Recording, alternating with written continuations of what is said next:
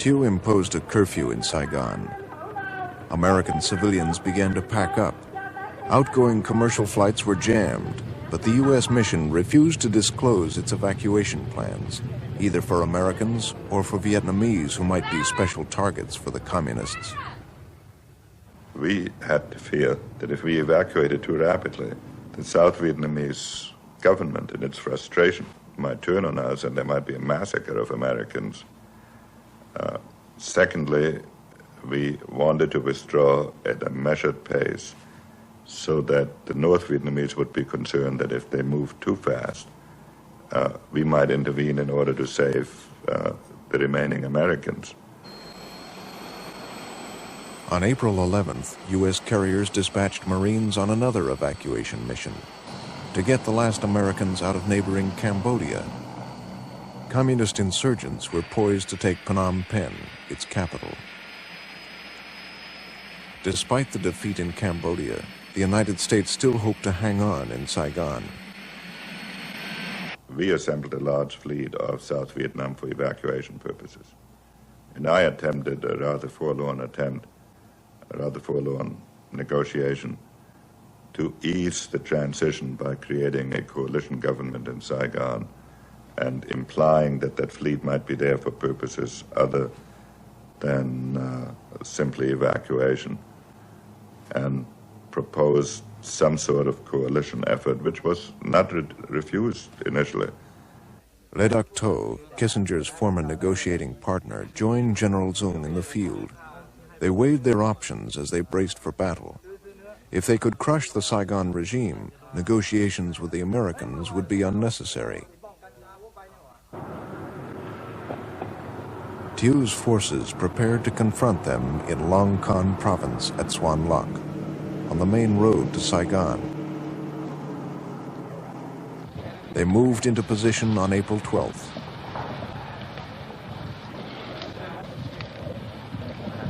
General Le Minh Dao defied the communists. I will hold Long Con. I will knock them down here, even if they bring here 2 divisions or 3 divisions. At Saigon's Tan Son Nhut airport, the embassy began to evacuate Vietnamese who might be in danger.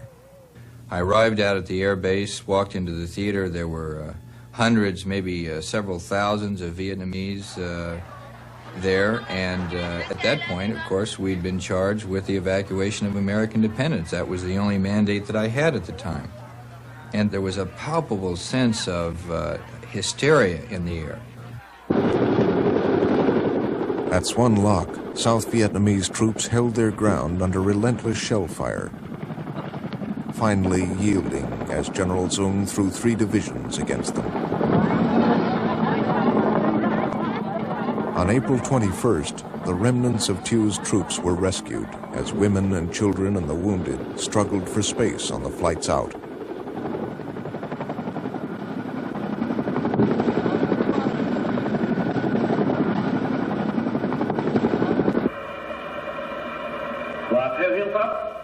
That same day, pressed to make way for a leader who might reach a deal with the communists, President Thieu resigned. His successor was the aged Vice President, Tran Van Hung. The communists promptly rejected Hung.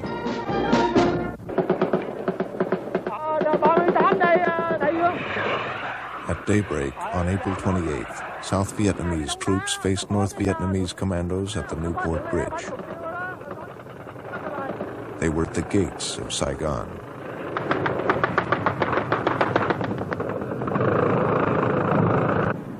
In Saigon and Washington, faint hopes for a political settlement persisted.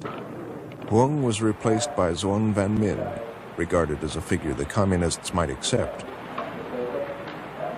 As Minh spoke, a thunderstorm erupted. The communists had beat the rainy season to the capital. General Dung had met his deadline.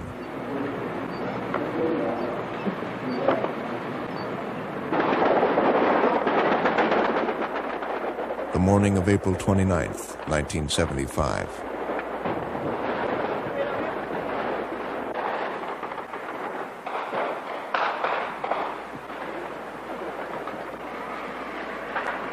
Tan Son Nhut Airport was under fire, preventing passenger planes from taking off.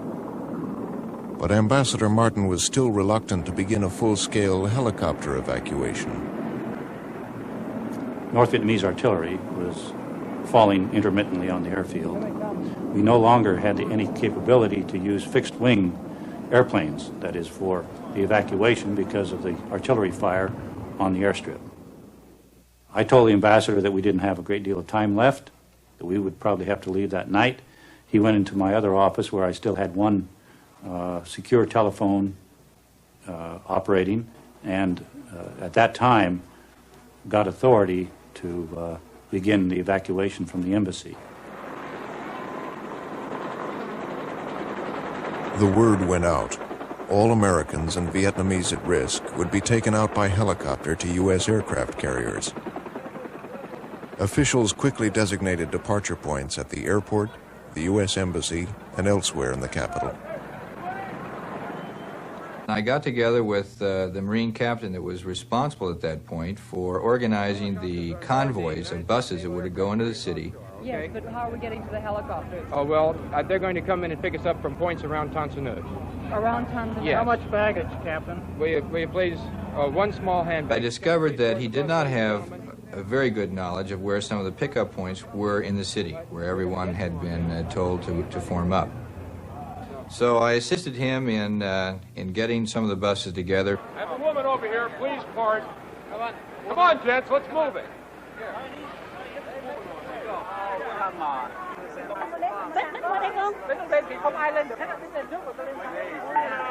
All right, please stop pushing. One at a time. We spent the better part of the morning and the early afternoon running convoys back and forth from Saigon back out to Tan Son Nhut Air Force Base.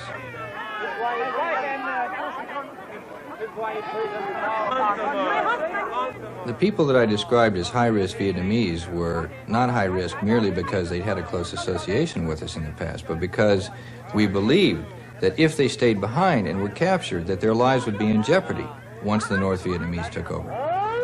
As a consequence, these people were mortally scared.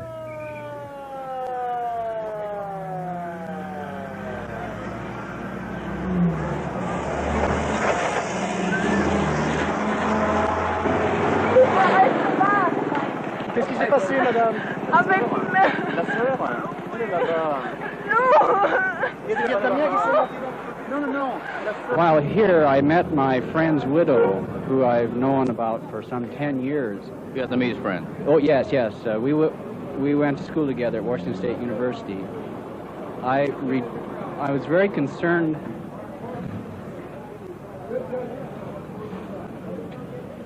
about reprisals to the family, so I turned to help them if I could, and I couldn't get anyone out. The widow was gotten out earlier through embassy help, but not the others.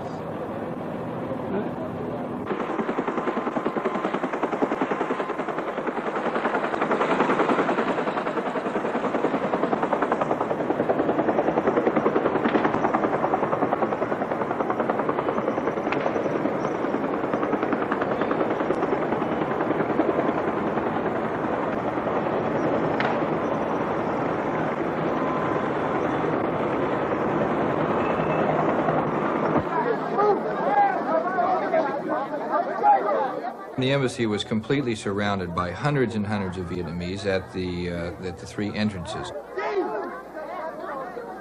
It was impossible, if you were Oriental, virtually, to get into the grounds of the embassy at that point in time. Hey, get out!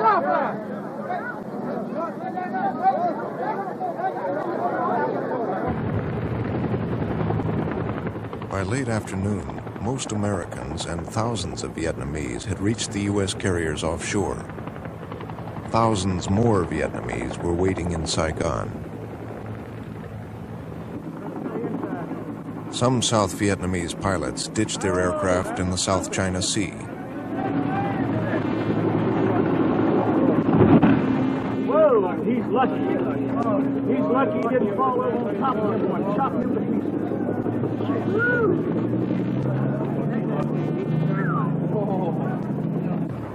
The feeling in the city was one of almost total chaos at this point.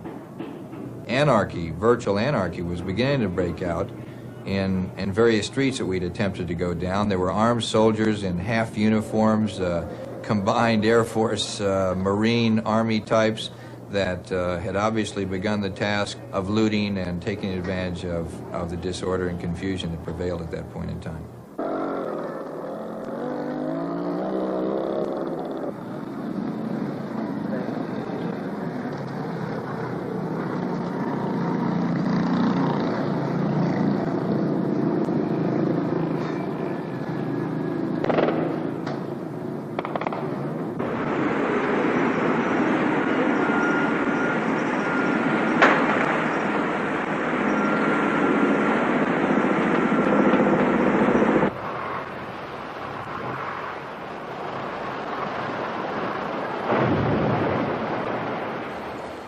Sau khi đã thoát thân ra khỏi After escaping from Vietnam and landing on the American carriers, I must admit that those of us who had been in responsible positions felt kind of ashamed and dishonored.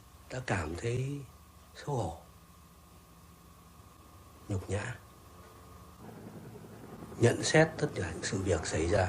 To me, it seemed that everything that happened during the last days of South Vietnam had been arranged in advance. That the Vietnamese officers at the lower echelons could do to prevent the situation from coming apart. Ở những đơn vị thấp cũng không có phương thức gì có thể ngăn cản nổi.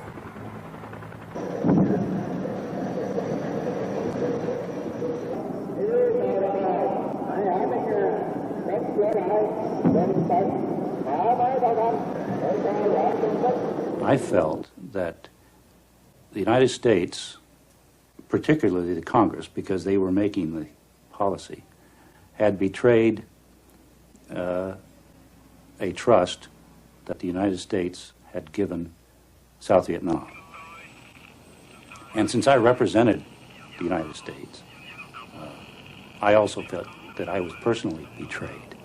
I had also made implied promises that the United States would honor the agreements that we had made at the time of the ceasefire. And then, when things got really tough, we really just cut and run.